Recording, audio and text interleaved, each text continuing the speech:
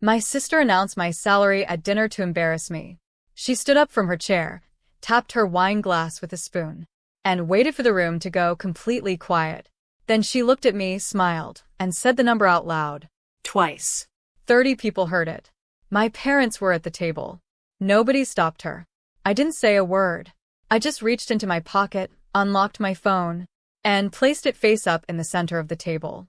This is her silence, where the quietest people carry the loudest secrets. My name is Maya. I was 32 years old, a financial analyst at a firm in the city, the kind of job that sounds impressive until you realize you've spent a decade making other people's money look better than your own life. I was the quiet one in my family, always had been. My sister Diane was the funny one, the loud one, the one everyone gathered around. I had accepted that a long time ago.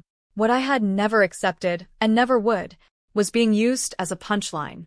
And that Christmas, Diane decided she was done pretending to love me quietly. She wanted an audience.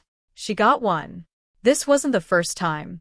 At my college graduation, Diane gave a toast and spent 3 minutes talking about herself. When I got promoted 2 years ago, she told our cousins. I had probably just flirted my way to the top. Small things. Quiet cruelties. The kind that leave no marks and no proof. I had never said anything. Not once. I told myself it wasn't worth it. That silence was the smarter choice. That someday she would simply stop. She didn't stop. She escalated. But this time was different. Because this time, for the first time, I was ready.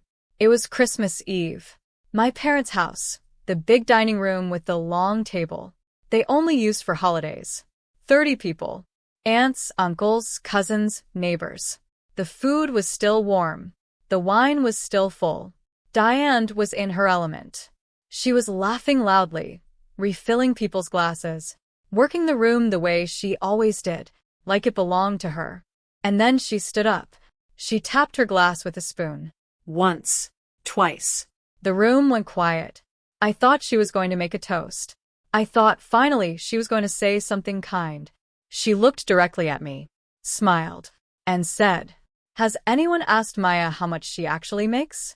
Because I looked it up, and, honestly, for someone who talks about work this much, she said my exact salary. Then she laughed. Then she said it again slower, for the people in the back. The table went silent. My mother looked at her plate. My father said nothing. My aunt cleared her throat. And 30 people stared at me, waiting to see if I would cry. Have you ever been in a room where someone tried to take everything from you, in front of everyone, and the whole world just watched? I had sat in that chair 100 times. I had let her win 100 times. But 6 months before that dinner, I had found something, and I had been carrying it quietly ever since, waiting for exactly this moment. I didn't stand up. I didn't raise my voice. I didn't say her name.